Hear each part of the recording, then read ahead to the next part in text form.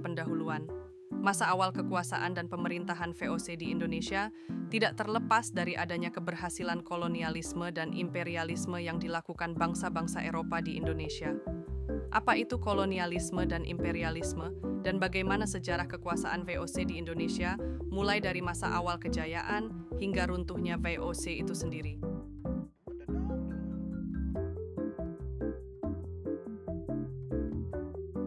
Pengertian kolonialisme dan imperialisme. Kolonialisme adalah upaya penguasaan suatu wilayah dan penduduknya melalui pendirian permukiman dan eksploitasi sumber daya alam untuk keuntungan negara induk. Imperialisme adalah ideologi atau kebijakan yang bertujuan memperluas kekuasaan dan pengaruh suatu negara di atas negara lain, baik secara langsung maupun tidak langsung melalui kontrol ekonomi, politik, dan budaya.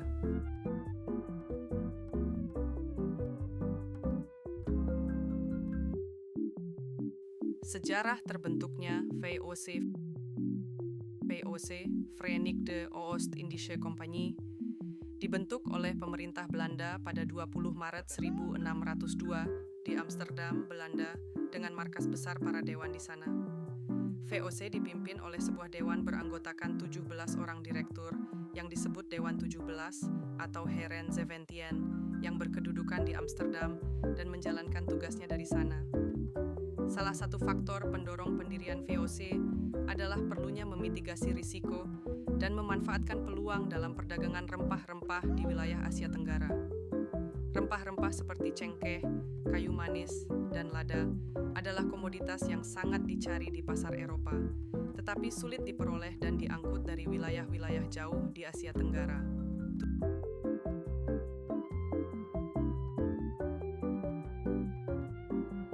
Tujuan berdirinya VOC 1. Menguasai perdagangan rempah-rempah.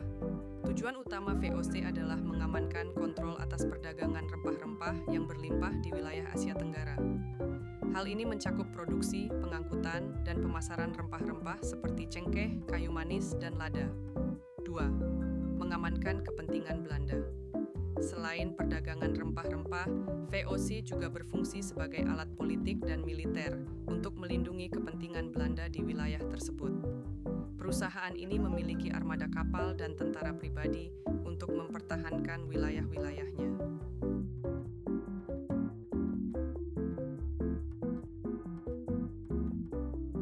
3. Mendukung penjelajahan dan eksplorasi.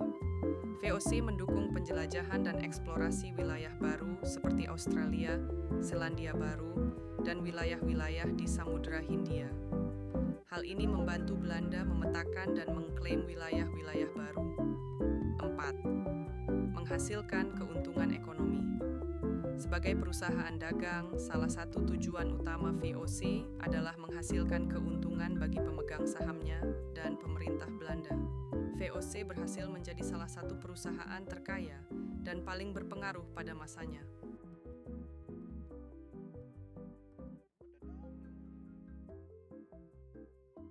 Hak oktroi VOC. Hak oktroi VOC adalah hak-hak istimewa yang diberikan oleh pemerintah Belanda kepada Verenigde Oost-Indische Compagnie VOC pada tahun 1602 yang memungkinkan VOC untuk bertindak seperti sebuah negara dan menjalankan monopoli perdagangan di wilayah Asia, termasuk Hindia Timur, Indonesia. Hak oktroi VOC seperti berikut: hak mencetak uang, hak memelihara angkatan perang, hak memerintah daerah yang diduduki, hak melakukan perjanjian dengan raja-raja, hak melakukan monopoli perdagangan rempah-rempah.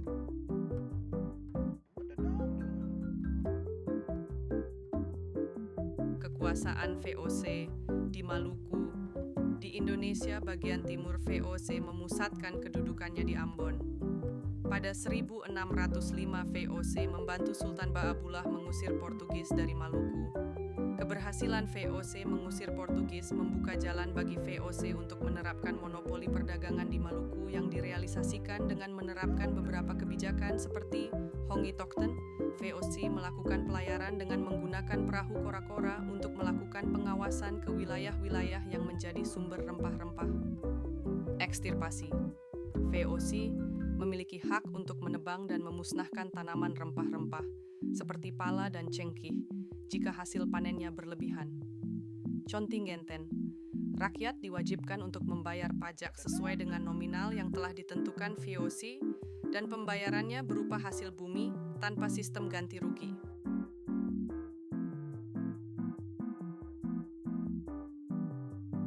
Bukti kekuasaan VOC di Maluku. Salah satu bukti kekuasaan VOC di Maluku adalah Benteng Victoria, Ambon. Dibangun Portugis lalu diperkuat VOC menjadi pusat pemerintahan VOC di Maluku. Benteng Victoria adalah benteng peninggalan VOC yang terletak di kota Ambon, Maluku. Awalnya benteng ini dibangun Portugis pada tahun 1575 dengan nama Nossa Senhora de Anunciada, namun pada 1605 berhasil direbut VOC dan diubah namanya menjadi Fort Victoria. Sejak saat itu, benteng ini menjadi pusat pemerintahan, markas militer, sekaligus gudang penyimpanan rempah-rempah VOC di Maluku. Dari benteng inilah VOC menjalankan politik monopoli dan pengawasan perdagangan cengkih serta pala. Hingga kini, Benteng Victoria masih berdiri dan difungsikan sebagai markas Kodam 16 Patimura, meskipun beberapa bagiannya telah mengalami perubahan.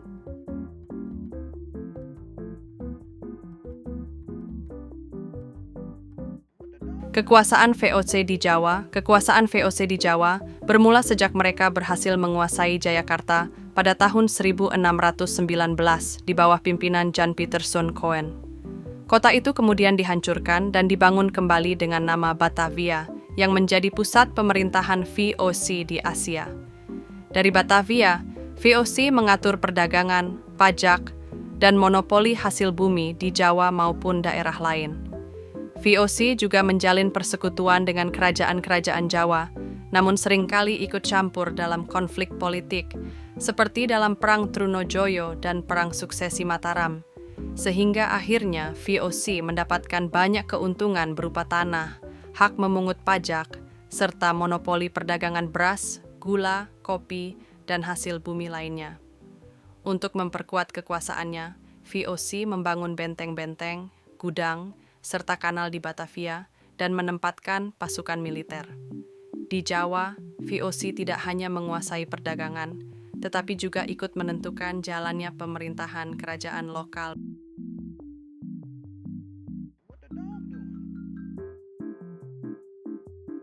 Bukti kekuasaan VOC di Jawa.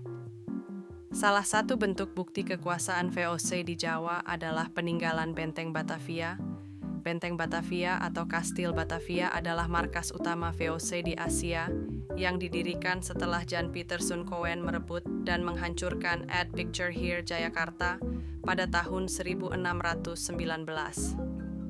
Benteng ini dibangun dengan gaya arsitektur Eropa berbentuk persegi panjang, dikelilingi parit dan tembok tebal dengan bastion, menara penjagaan, di setiap sudutnya. Di dalamnya terdapat kantor administrasi VOC, gudang rempah-rempah, barak tentara, serta rumah para pejabat tinggi Belanda. Dari benteng inilah VOC mengatur seluruh kegiatan perdagangan, pajak, serta politik di Jawa dan wilayah Nusantara lainnya. Benteng Batavia juga menjadi simbol dominasi VOC, sekaligus pusat kekuatan militer mereka untuk menghadapi ancaman dari kerajaan-kerajaan Jawa maupun bangsa Eropa lain.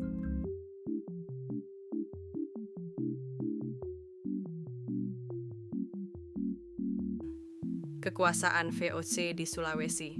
Kekuasaan VOC di Sulawesi terutama berpusat di Makassar setelah berhasil mengalahkan Kesultanan Gowa dalam Perang Makassar tahun 1667.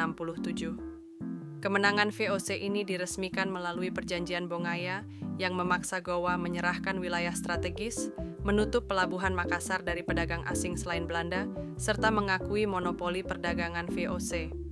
Setelah itu, VOC menjadi penguasa utama jalur perdagangan di Sulawesi, khususnya di Makassar, yang saat itu merupakan pelabuhan penting di kawasan timur Nusantara.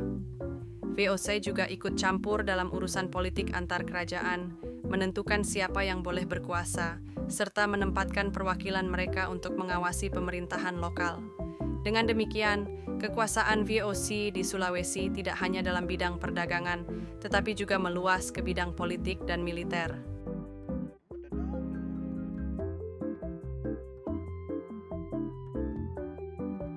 Bukti kekuasaan VOC di Sulawesi.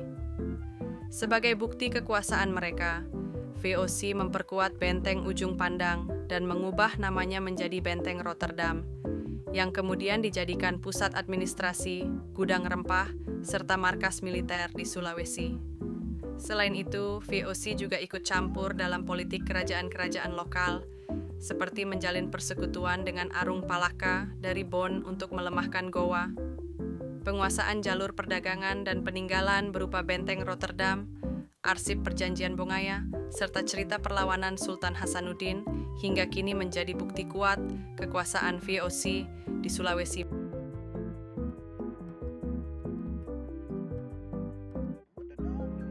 Masa kejayaan VOC.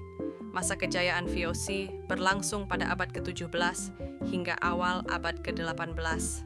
Pada masa kejayaannya di abad ke-17, VOC dipimpin oleh Gubernur Jenderal Jan Pieterszoon Coen. Ia dikenal sebagai tokoh penting yang memperkuat kedudukan VOC di Nusantara. Pada masa ini, VOC menjadi perusahaan dagang terbesar di dunia dengan hak istimewa dari pemerintah Belanda untuk memonopoli perdagangan di Asia, membentuk angkatan bersenjata, dan mendirikan benteng. VOC berhasil menguasai jalur perdagangan penting seperti Batavia, Maluku, Ambon, Makassar, hingga Malaka, sehingga mampu memonopoli rempah-rempah yang sangat dibutuhkan di Eropa. Keuntungan besar membuat VOC dijuluki sebagai perusahaan multinasional pertama yang sangat berpengaruh. Puncak kejayaan VOC terlihat ketika Batavia menjadi pusat perdagangan internasional dan VOC mengendalikan sebagian besar jalur perdagangan Laut Asia.